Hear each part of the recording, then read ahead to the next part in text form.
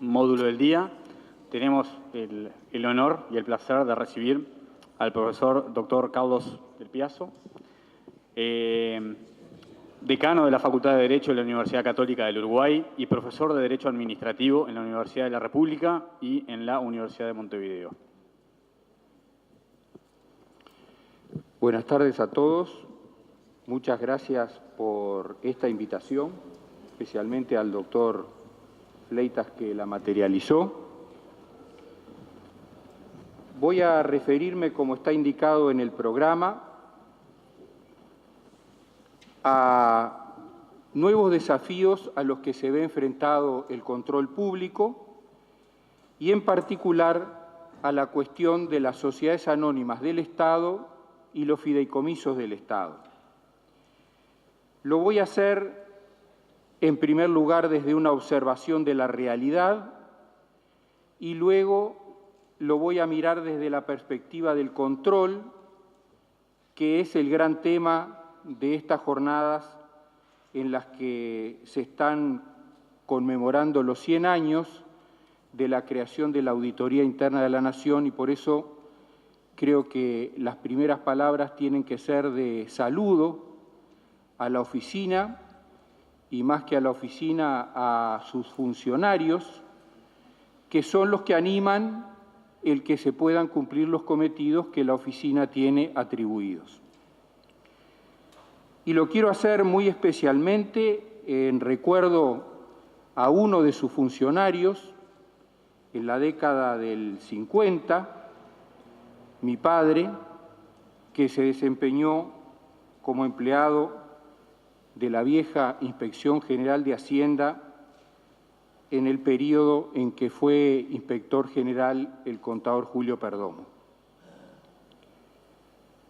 Cuando observamos a la realidad, vemos que en los últimos años, no solo aquí, este fenómeno ha ocurrido también en muchos otros países y con distintas consecuencias que, si el tiempo permite, vamos a referir.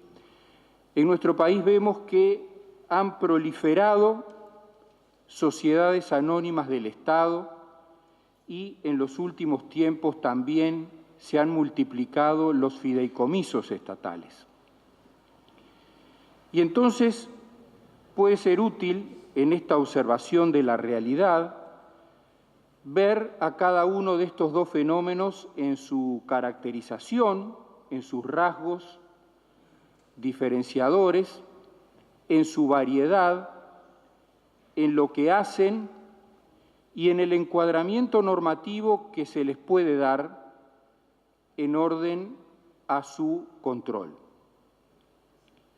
Comenzando por las sociedades anónimas del Estado. No puedo dejar de recordar siempre que empiezo una exposición a don Américo Pla Rodríguez, que decía primero, segundo, tercero, cuando caracterizaba los conceptos. Si estamos hablando de sociedades estatales, tenemos que ver qué es una sociedad y qué quiere decir estatal, o qué le agrega el calificativo estatal. Y entonces recuerdo con el gran Couture, que definía a la sociedad como una organización voluntaria en la cual dos o más, subrayo esto por lo que vamos a ver enseguida, dos o más personas físicas o jurídicas, denominadas socios, ponen en común su capital, su trabajo, o ambos a la vez, con el propósito de dividir eventuales utilidades. Y también llamamos sociedad al contrato, cuando la sociedad nace de un contrato, por el cual la sociedad se constituye. Gamarra, al dato formal de la pluralidad de partes, agrega el dato sustancial de la comunidad de fin, es decir, que en definitiva hay un algo, el fin, que justifica ese contrato de organización. Pero, además de ser sociedades, estas que estamos tratando de empezar a mirar, las calificamos de estatales. obviamente estatal refiere al Estado. Y todos sabemos que la Constitución de la República utiliza la palabra Estado por lo menos en 3 acepciones. Primero, en una acepción muy amplia para referir al Estado como el país, cuando en el artículo 1 la Constitución dice que la República Oriental del Uruguay es la asociación de sus habitantes en el territorio, está definiendo al Estado uruguayo, por ejemplo, desde el punto de vista de su relacionamiento internacional. Si sustituyéramos la palabra asociación por Estado, tendríamos una definición, esta definición del sentido más amplio de la palabra Estado. La Constitución también habla de Estado para referirse a la persona pública mayor, es decir, a un sujeto de derecho integrado por los 3 poderes de gobierno, la Corte Electoral, el Tribunal de Cuentas, el Tribunal de lo Contencioso Administrativo, y podría considerarse en alguna opinión también allí la ubicación del Congreso de Intendentes, si es un órgano. Y entre estas 2 definiciones, la del Estado República, la del Estado Gobierno y la del Estado Persona Jurídica, tenemos un sentido intermedio que aparece, por ejemplo, en el artículo 24 de la Constitución, para referir a la organización política de la colectividad integrada por el Estado Persona Pública Mayor y por las otras personas públicas estatales que por eso llamamos menores, los entes autónomos, los servicios descentralizados y los gobiernos departamentales. Y ahí se terminaba el Estado, porque la Constitución consagra una arquitectura cerrada que no prevé otro tipo de figuras, que da lugar o ha generado esta cuestión de que cuando se le quiere dar más autonomía al Ministerio Público hay que crear un servicio descentralizado, que no fue pensado para la JUTEP ni para el Ministerio Público, o las agencias, dependiendo de la presidencia, porque no están previstas en la Constitución esas figuras. Cuando hablamos ahora de sociedades estatales, lo hacemos en este sentido intermedio, como sociedades que pertenecen a la organización jurídica de la colectividad que llamamos Estado, porque hay sociedades anónimas de las cuales el accionista es un ministerio, hay sociedades anónimas de las cuales el accionista es un ente autónomo o un servicio descentralizado, y vamos a ver que la variedad aumenta porque también ahora hay sociedades anónimas de propiedad de gobiernos departamentales o también de personas públicas no estatales y también de otras sociedades anónimas estatales, fenómeno que la JUTEP hace poco calificó como de sociedades anónimas estatales nietas, considerando hijas a las primeras y estas son nietas. Por lo tanto, tenemos caracterizado a este fenómeno de sociedades que pertenecen al Estado. Y ya aquí, en el enfoque conceptual cotejado con la observación de la realidad, vemos una primera patología, porque Couture, Mesera, Ripe, todos quienes han estudiado el fenómeno de las sociedades, involucran en el concepto 2 o más, pero la mayor parte de las sociedades estatales son de un solo accionista. No son técnicamente sociedades, o en algún caso o en algunos casos se acude a la ficción de que una acción sea propiedad de la Corporación Nacional para el Desarrollo, con lo cual tampoco varía ni la naturaleza ni el control de esa sociedad. En muchos países este fenómeno ha sido objeto de regulación especial. En nuestro país, en general, todavía no ha sido así, y entonces tenemos una amplitud o variedad de figuras de sociedades estatales bastante interesante. En primer lugar, tenemos las sociedades de economía mixta. La Constitución no refiere con este nombre al fenómeno, pero lo regula en el artículo 188. Y distingue dos tipos de sociedades de economía mixta. Las sociedades de economía mixta de derecho público, contempladas en los incisos primero y segundo de ese artículo, y las sociedades de economía mixta de derecho privado, contempladas en los incisos tercero y cuarto, que fueron agregados en una reforma constitucional posterior, a raíz de una célebre discusión mantenida nada menos que entre Justino Jiménez de Arechaga y Juan José Carvajal Victorica, acerca de si podían existir o no sociedades de economía mixta de derecho privado. Uno sostenía que no, Justino, que por lo tanto para que las hubiera se necesitaba una norma constitucional, y Carvajal Victorica, que sostenía que sí, que el Parlamento, en el ejercicio de sus cometidos de fomento, podía crear este tipo de sociedades de economía mixta. Aquí el fenómeno adquiere una tonalidad nueva, porque no solo está refiriendo a sociedades, es decir, a la presencia de pluralidad de sujetos que conjuntan capital y trabajo con una determinada finalidad, sino que además esta referencia a la economía mixta supone la coparticipación de lo público y lo privado en la sociedad.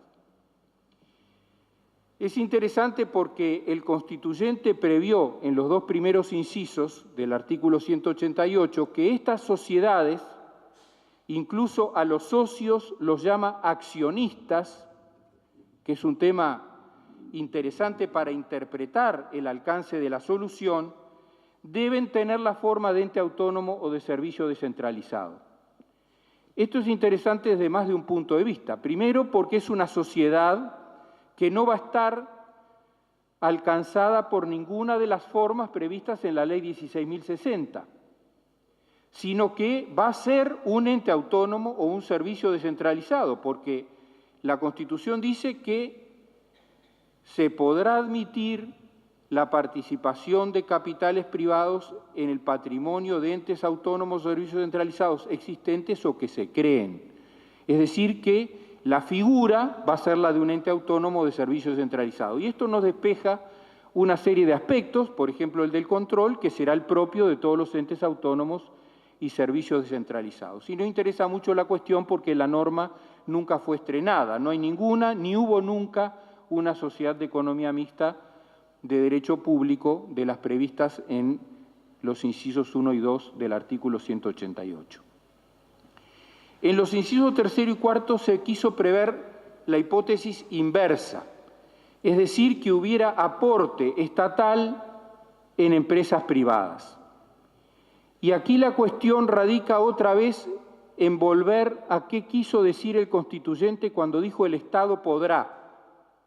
Y en esto la doctrina está dividida. Hay autores que sostienen que esta referencia al Estado es de sentido amplio y que por lo tanto puede aportar a cualquier sociedad o cooperativa, porque también lo contempla el artículo, un ente autónomo, un servicio centralizado o un gobierno departamental, y estamos los que pensamos que no, que esta referencia al Estado refiere exclusivamente a la persona pública mayor, entre otras razones, porque el artículo dice que deberá convenir, para que convenga tienen que existir dos sujetos, el único Estado que es sujeto de derecho es la persona pública mayor. La referencia al Estado en sentido amplio no es la de un sujeto de derecho, sino la de un conglomerado de sujetos de derecho. Y aquí, dependiendo de cómo interpretemos el alcance de estos incisos tercero y cuarto del artículo 188, es cierto que tenemos más de una docena de leyes que han facultado a los entes autónomos y servicios descentralizados a asociarse con empresas privadas. Hay normas que han habilitado prácticamente a todos los entes autónomos y servicios descentralizados. Además de la sociedad de economía mixta, tenemos también asociaciones entre entidades estatales. Sigo aquí al profesor Ripe, que prefiere calificar a este fenómeno de vinculación societaria entre dos entes estatales como asociación y no como sociedad. Es el caso, por ejemplo, de República AFAP, que es una sociedad anónima cuyos accionistas son el Banco de la República Oriental del Uruguay, el Banco de Seguros del Estado y el Banco Hipotecario del Uruguay. Es el caso de Gas Ayago, sociedad anónima, de triste memoria, que es una sociedad constituida por UTE y ANCAP. Y hay algunos otros ejemplos. Tenemos asociaciones de entidades estatales con personas públicas no estatales. Y aquí se plantea otra cuestión interesante. Si cabe la calificación de estatal a estas sociedades en las cuales uno es el Estado o una persona pública estatal y otro socio es una persona pública no estatal. No tenemos normas, en otros países las hay, por ejemplo, se dice que solo son estatales aquellas en las cuales el capital estatal es mayoritario. O en otras legislaciones se dice donde el capital estatal, cuando está muy fragmentado, por ejemplo, de todas maneras tiene la posibilidad del dominio de la gestión de la sociedad. A mí me parece que si el Estado está presente, la sociedad merece el calificativo de estatal, cualquiera sea el grado de participación.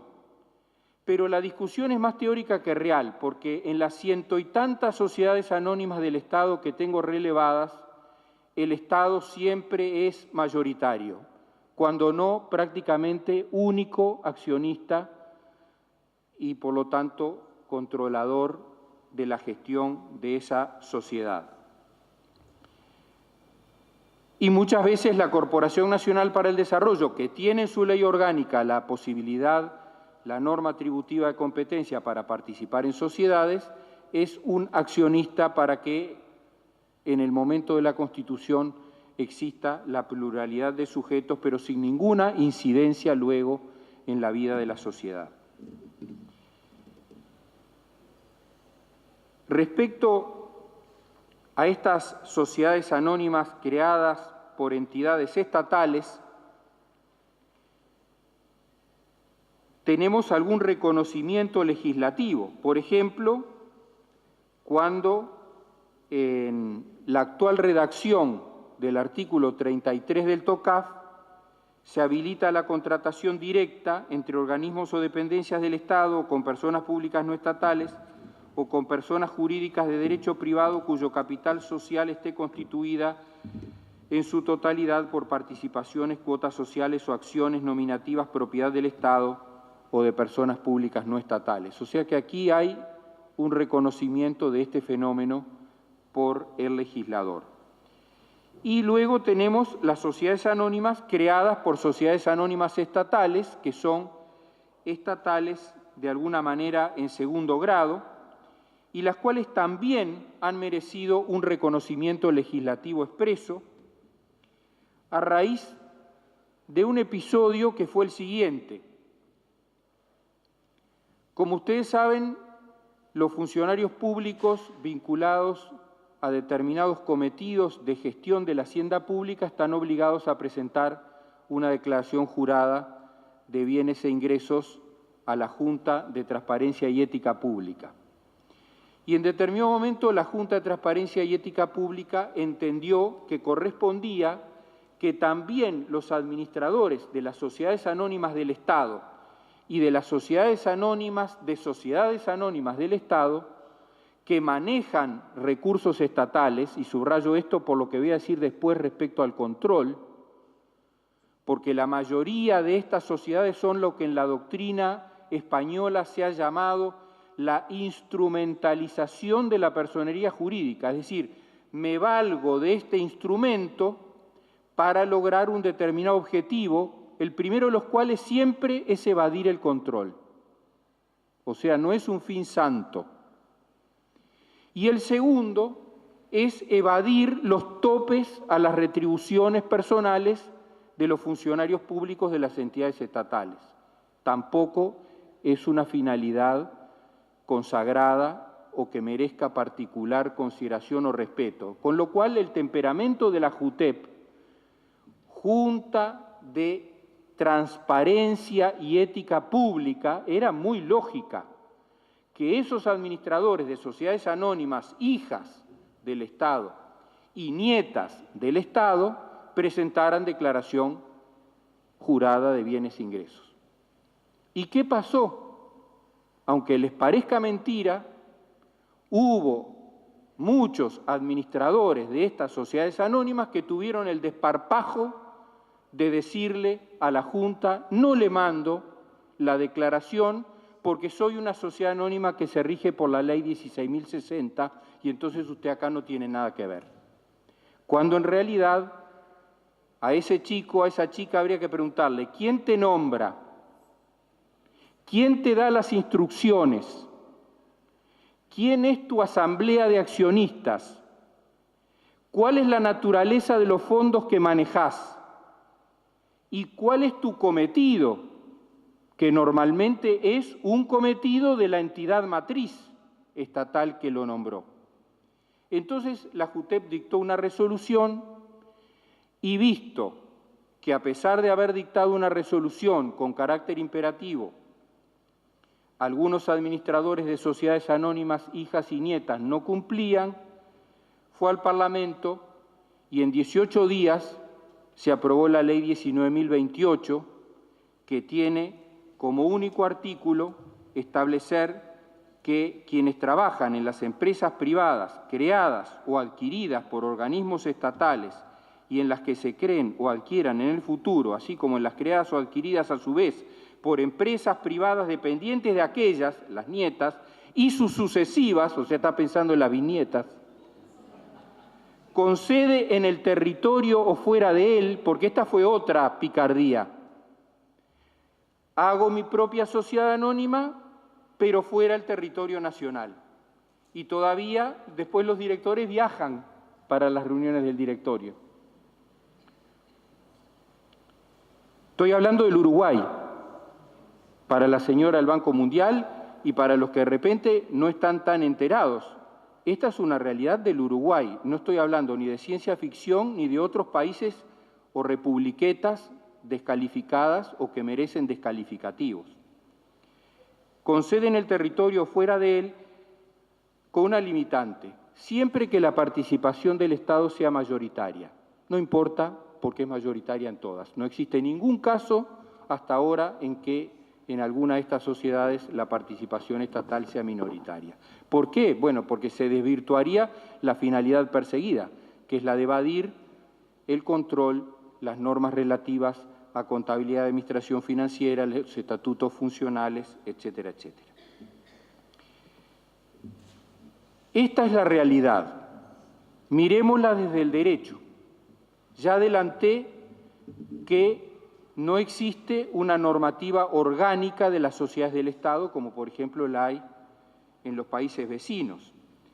Para las sociedades de economía mixta tenemos el marco de la Constitución, o sea que de alguna manera tenemos allí una referencia en el artículo 188, pero es una referencia más virtual que real porque no son las sociedades anónimas estatales que han proliferado sociedades de economía mixta en el sentido del artículo 188 de la Constitución, ni en su primera parte ni en su segunda parte.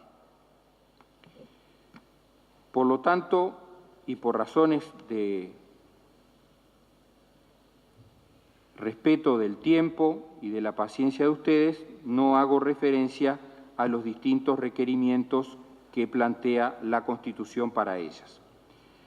Cuando miramos al tema desde la legislación, encontramos que existen un conjunto grande de leyes que facultan a los distintos entes autónomos y servicios descentralizados a adquirir acciones o constituir sociedades. Prácticamente lo hay para todos, para el Banco de la República, para el Banco Hipotecario del Uruguay, para ANCAP, para Pluna, para la Administración Nacional de Puertos, para UTE, para ANTEL, para AFE, para la Agencia Nacional de Viviendas e incluso para la Administración de las Obras Sanitarias del Estado, a pesar de que el inciso quinto del artículo 188 de la Constitución prohíbe que los servicios públicos de suministro de agua potable y de saneamiento sean cumplidos por sociedades de economía mixta. Norma que hay que leer conjugada con la que estableció que ambos servicios, el de suministro de agua potable y el de saneamiento, son servicios públicos que deberán ser prestados, dice la Constitución, exclusivamente por entidades estatales, es decir, que no lo pueden conceder y por lo tanto tampoco lo pueden prestar a través de una sociedad anónima. Pero les remito a la Ley 18.172, que en el artículo 343 faculta a OCE para asociarse. ¿Y para qué podrá asociarse si sus cometidos son suministro de agua potable y saneamiento? Con carácter general también hay normas que permiten a los entes autónomos y servicios descentralizados asociarse para prestar servicios de consultoría vinculados a su giro o para participar en sociedades comerciales o consorcios con otras entidades públicas, nacionales o extranjeras. Y en esta suerte de brotación primaveral de las sociedades anónimas estatales, también los gobiernos departamentales fueron por las propias. Y a partir de la Ley 17.555 y en particular de la Ley 18.093, pueden tener sus propias sociedades anónimas. Ahora bien, si nosotros miramos a esta realidad, podríamos colegir o concluir que estamos frente a una patología. Y en verdad estamos frente a una patología. Pero esto no quiere decir que el instrumento societario utilizado por el Estado en sí mismo esté mal. Pueden existir usos genuinos del instrumento societario por parte del Estado, por ejemplo, para captar inversión privada para la realización de obras públicas o para la prestación de servicios públicos. Históricamente, en el país, los primeros puentes y las primeras vías férreas que se construyeron fueron por la vía de concesiones a sociedades o de sociedades en las que había participación estatal y privada. O sea que el instrumento societario como tal no es malo o no es patológico. Puede haber un uso genuino y bueno, útil a los fines que el Estado persiga. El tema es cuando la sociedad se vuelve un instrumento patológico de fuga organizativa.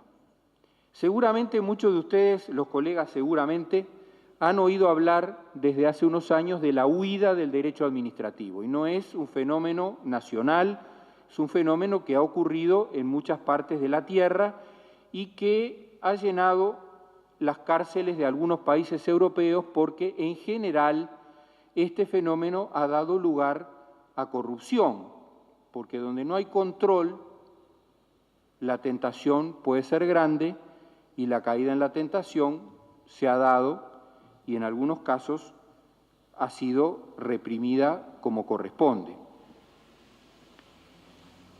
Y está todo inventado, porque para huir del derecho administrativo hay dos maneras.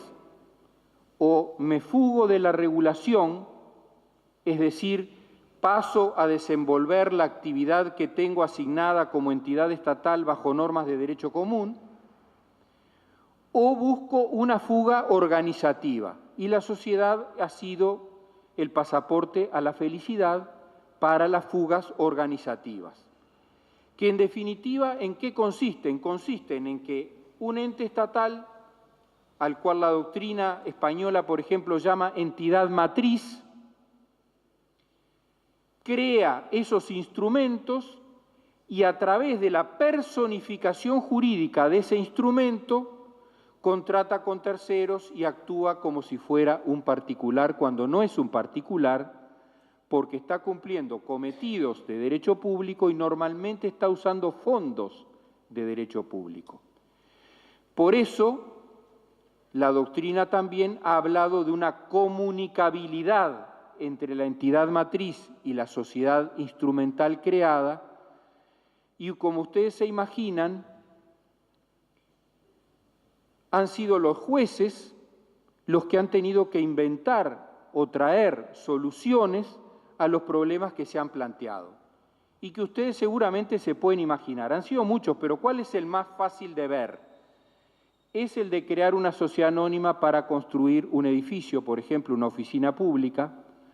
Cuando termina la oficina pública, la sociedad desaparece. Y entonces, cuando aparecen vicios en la obra o existen créditos a cobrar y se reclama contra esa sociedad es insolvente o ya no está más. ¿Cuál era la realidad de esa sociedad? La realidad de esa sociedad era que el Ministerio de Obras Públicas respectivo la había creado, le había puesto su director y todos los meses le pasaba una partida con la cual atendía el pago de los certificados de obra, del avance de obra, y retenía un determinado porcentaje con el cual se pagaban a los administradores. Y esto ustedes saben porque son todos grandes, que siempre que hay un administrador tiene que haber secretarias, si son administradores preferentemente secretarias, y bueno, y si soy el administrador necesito un despacho, y si necesito el despacho es una manera de mostrar mis atributos de poder, el tamaño del escritorio, el espesor de la alfombra, el brillo de la lámpara, el tamaño del sellito, son los atributos del poder. Y por supuesto necesito la computadora y necesito el servidor y después necesito el vehículo y ya don Miguel Urroca hace 50 años decía en la clase de Derecho Comercial, muchachos, miren que las comisiones honorarias son las más caras. Y tenía toda la razón. Aquí tenemos la prueba del fenómeno. Entonces, claro, la sociedad se terminó, pero hay que cobrar. Entonces voy al juez y viene la sociedad muy suelta de cuerpo y dice, bueno, estoy en liquidación, ya cumplí mi cometido. Y entonces, ¿qué hace el juez? Aplica la vieja y querida teoría del disregard, nene, que venga tu papá. ¿Y quién termina pagando? El Estado, porque es una sociedad anónima del Estado, por esa comunicabilidad que también es de la responsabilidad. Y entonces la fuga termina siendo una fuga transitoria, una salida transitoria, que en muchísimos casos ha terminado mal. Y este es el uso no genuino, sino el uso patológico del instrumento de la sociedad anónima estatal. Algo parecido, antes de referir a la problemática específica del control, se plantea con la multiplicación de los fideicomisos. Hay palabras que tienen como un efecto mágico. Y eso pasó en el Uruguay cuando se dictó la ley de fideicomisos. Si no sabías cuál era la mejor solución para un problema, constituí un fideicomiso y ahí ya pasaba la factura porque esa era la solución creativa, la solución imaginativa, la solución novedosa. Pero mirado desde el derecho público, el fideicomiso plantea una serie de interrogantes y de dificultades. Primero, porque todo nuestro derecho es de cuño románico a través de la tradición hispánica. Y entonces esta cuestión de los patrimonios de afectación y de los patrimonios sin sujeto es algo que rechina al sistema. Otra vez, no es malo el fideicomiso por sí mismo. Lo que es malo es el uso del fideicomiso de modo no genuino. Y entonces, aquí se plantean algunos problemas de competencia, algunos problemas de procedimiento y también algunos problemas de control. Primero, diría que hay una dificultad básica que es la de inserción en el ordenamiento público, porque nuestro sistema de derecho público está montado sobre la base tradicional de patrimonios asociados a sujetos. Y entonces hay allí una primera dificultad.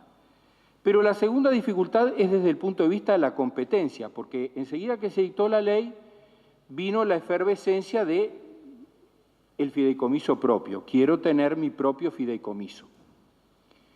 Y entonces la pregunta es, ¿cualquier organismo estatal puede constituir un fideicomiso? Y para ser breve, la respuesta a esta pregunta pasa por dos aspectos. Primero, y obvio, que exista una norma tributiva de competencia. Y segundo, y también obvio, ¿qué bienes voy a poner en el fideicomiso? ¿Puedo poner un bien del dominio público? ¿Una playa? ¿Una plaza? ¿Una carretera? Parecería que no, porque implica, a menos que primero se dictara una ley que operara la mutación dominial y le quitara a ese bien la característica de dominial, que podrá ser posible en algunos casos y en otros no, por ejemplo, en los bienes dominiales naturales. Entonces acá ya tenemos un primer problema. A ver, ¿cómo yo, entidad estatal, voy a constituir ese patrimonio de afectación? Porque mis recursos son hacienda pública, o sea que están alcanzados por la Ley de Contabilidad y Administración Financiera y la Constitución. Y mis bienes pertenecen al dominio fiscal o, en muchos casos, son bienes dominiales, son bienes afectados al uso público. Entonces, ojo al gol con lo del fideicomiso propio, porque creo el fideicomiso y bueno, ¿y qué voy a poner ahí? Porque no puedo poner bienes ajenos. Si creo el fideicomiso voy a tener que poner bienes que pertenecen a mi patrimonio y entonces son del dominio fiscal del Estado, o que en cambio están en el patrimonio, por ejemplo, del gobierno departamental, pero son dominiales. Entonces aquí hay dos aspectos de reflexión que nos llevan a ver que no es soplar y hacer botellas. Y paso rápidamente al tema al segundo aspecto, al de la mirada desde el control, porque hasta ahora lo que, bien, mal o regular, he estado intentando es describir una realidad que de alguna forma viene desbordando el cuadro normativo bajo el cual tradicionalmente estábamos acostumbrados a movernos.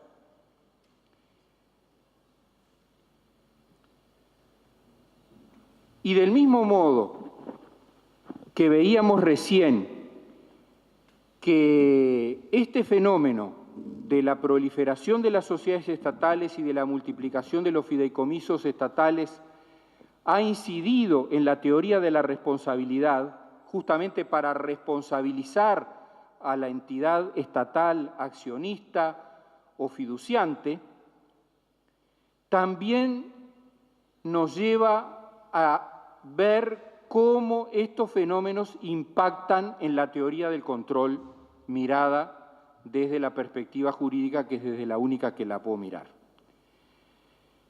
Si nosotros nos manejamos con un concepto, una noción de control formal, estático, tradicional, entonces, evidentemente, todas estas sociedades anónimas y todos estos fideicomisos van a quedar al margen del control que el Estado, o mejor dicho, la nación, a través de la Constitución, se ha querido dar con órganos de control externo, como el Tribunal de Cuentas, de control interno, como la Auditoría Interna de la Nación y otros. Entonces, me parece que el enfoque exclusivamente formal no nos sirve o no nos alcanza. ¿Por qué? Porque la potencialidad de respuesta del enfoque tradicional del control va a ser reducida. Y entonces me parece que tenemos que mirar al control desde un enfoque nuevo, o diría desde un enfoque evolutivo, o si ustedes me permiten, hasta de un enfoque necesario para responder a una realidad irritante de ausencia de control que no fue querida por el constituyente cuando manejó en plural el concepto de haciendas públicas. La Constitución habla de hacienda pública con mayúscula, pero también habla de haciendas en plural e incluso habla en el 199 de haciendas autónomas. De manera que me parece que tenemos que mirar al control desde una proyección nueva. Si nosotros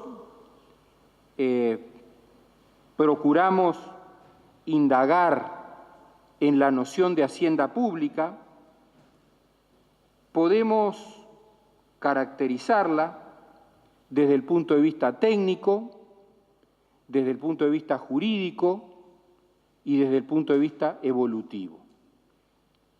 Desde el punto de vista técnico, me remito al libro de la contadora Marta Vidal sobre la gestión financiera del Estado. Su noción técnica de hacienda pública es amplísima. La define como la hacienda perdurable que debe producir cierto tipo de bienes, que es diferente de cualquier hacienda privada, que es divisa, que es compuesta, que sus fines pueden ser múltiples, que sus recursos son de distinto origen, en fin, y hace una larga descripción de características que yo calificaría de muy amplias. Por lo tanto, no hay dificultad técnica para encuadrar dentro de la noción de hacienda pública estos fenómenos a los que ahora nos estamos refiriendo. Desde el punto de vista jurídico, Frugón enseñaba que la interpretación de la Constitución nos lleva a tres acepciones de hacienda pública. En su sentido natural, como conjunto de bienes que constituyen el patrimonio estatal en sentido amplio. También para referir a la actividad financiera estatal, es decir, digamos en un sentido dinámico, comprensiva tanto de la obtención de recursos como de la administración y del empleo de los recursos, que es algo que se hace a través de estos instrumentos que estamos viendo. O sea que por sentido natural entra, por el sentido dinámico entra. Y todavía en una tercera acepción la hacienda pública alude al fisco, es decir, al Estado mismo, y también aquí el Estado es el sujeto, es el accionista, es el dueño de la asamblea, es el fideicomitente. Desde el punto de vista evolutivo, evidentemente no es igual la realidad de la hacienda pública a la que refería la Constitución de 1830, que ya usaba esta expresión, cuando el Estado era pequeño y concretamente la Constitución decía que el presidente de la República es el jefe de la administración toda del Estado, es decir, que era un único sistema orgánico absolutamente centralizado. ¿Se acuerdan que cuando se crea el Banco de la República y demás, la gran discusión era si esas leyes eran constitucionales o no, porque tenían un grado de autonomía que no dependían directamente del presidente, y bueno, ahí vino toda la discusión de si eran constitucionales, inconstitucionales, paraconstitucionales, hasta que en la Constitución del 17 aparece el artículo 100 y bendice la descentralización.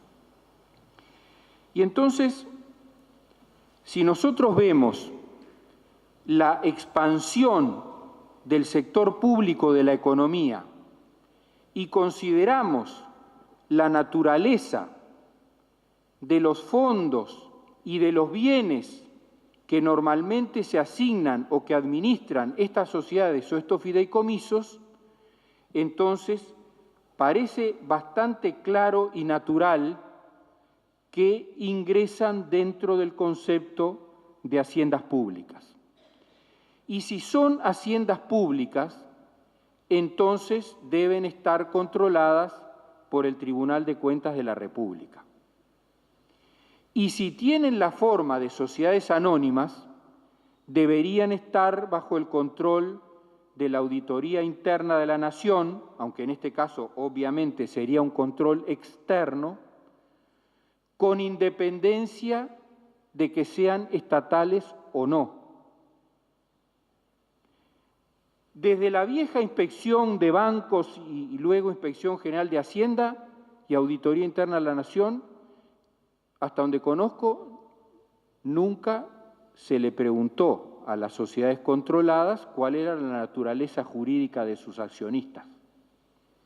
Entonces, que el accionista sea nacional o extranjero, persona física o jurídica, y agrego, estatal o no estatal, no excluye que proceda su control.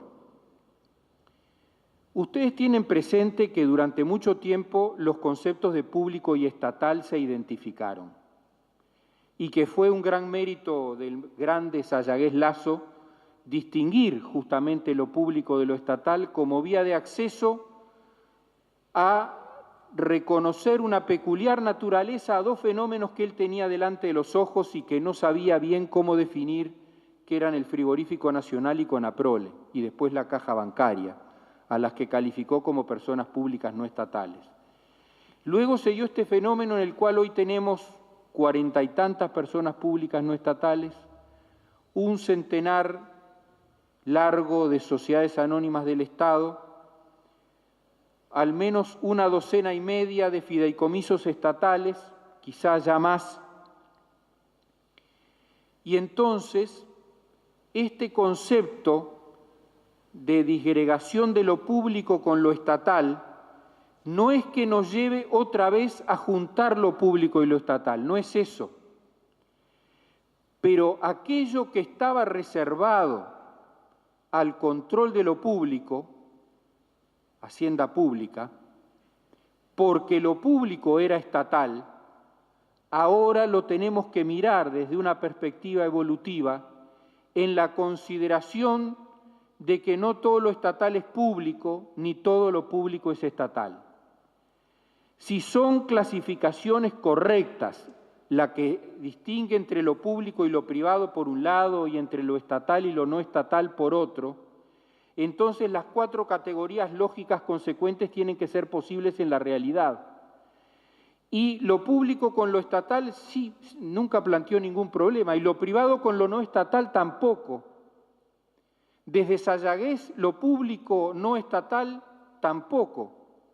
Pero resulta que ahora apareció como una urticaria que se ha desarrollado rápidamente la mixtura de lo privado con lo estatal. Y entonces, en mi modesto punto de vista, esto nos obliga a repensar el alcance del control en términos de ámbito de aplicación y a mirar a la noción de hacienda pública desde la perspectiva no solo de lo público, sino también de lo estatal, con independencia de que no sea público. No sé si se entiende esto. ¿Y por qué? ¿Es por una cuestión caprichosa? Bueno, ustedes podrían pensar que sí, pero cuando ocurre un fenómeno de huida del control, ese fenómeno en sí mismo ya merece la tacha de patológico, porque la huida en sí es un comportamiento reprobable. ¿Y cómo se hace para que opere el retorno? Y el retorno opera cuando hay control. Y para que haya control tiene que haber información. Y esto está íntimamente vinculado a la buena administración. Hace años se escribió un trabajo que está publicado en la revista Derecho Público sobre la eficiencia como principio y como excusa. La eficiencia es un principio de derecho y las administraciones públicas están convocadas a ser eficientes. Pero resulta que ahora la eficiencia es una excusa para evadir el régimen de control de derecho público, para salir de la ley de contabilidad, para salir del estatuto, para salir del Tribunal de Cuentas, para salir de la licitación pública, para salir del tope de las retribuciones. Y entonces la manera de traer nuevamente es mediante control. Para eso se necesita información, para que haya información se necesita transparencia y en esto está en juego la buena administración. Y la buena administración no es un tema de mérito, la buena administración es un tema de juridicidad y de carácter ético, porque la administración, en tanto que es servicio, no puede ser sino buena. Si es mala, es ilegítima. Y entonces, esta noción de buena administración, que a los uruguayos no nos cuesta demasiado reivindicar porque la Constitución la recoge, es un principio, pero es un deber para la administración y es un derecho para los administrados. Entonces, como los héroes de Mayo, yo digo aquí en el Paraninfo de la Universidad de la República que el pueblo quiere saber de qué se trata. El pueblo quiere saber qué está pasando con los dineros públicos que se vehiculizan a través de sociedades anónimas.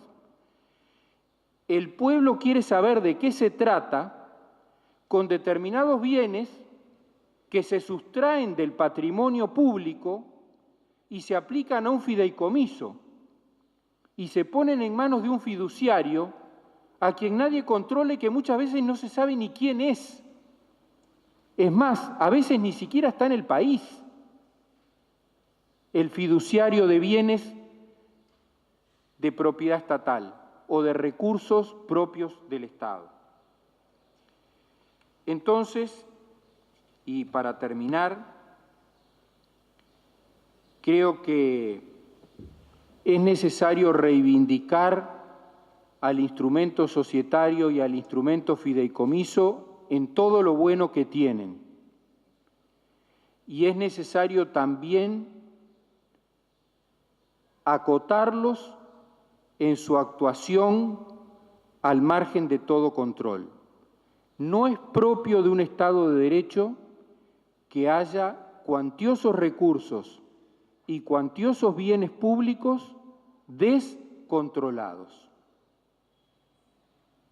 No lo quiso el constituyente, no lo quisieron las normas originarias de atribución de competencias y, por lo tanto, es necesario retornar al derecho público.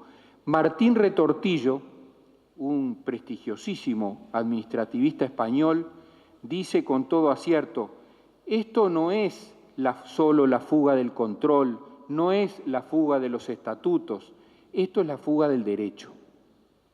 Esto es la fuga del derecho que lleva a la arbitrariedad, al libertinaje, al uso indebido, a la tentación. Y con esto no estoy calificando ni descalificando a nadie porque no tengo elementos concretos para hacerlo, pero sí tengo la convicción y tengo estudiada la realidad del derecho comparado, donde casi todos estos experimentos terminaron muy mal. Terminaron mal para la hacienda pública y terminaron mal para los que se fugaron, que ahora no se pueden fugar en los lugares en los cuales están alojados. Muchas gracias.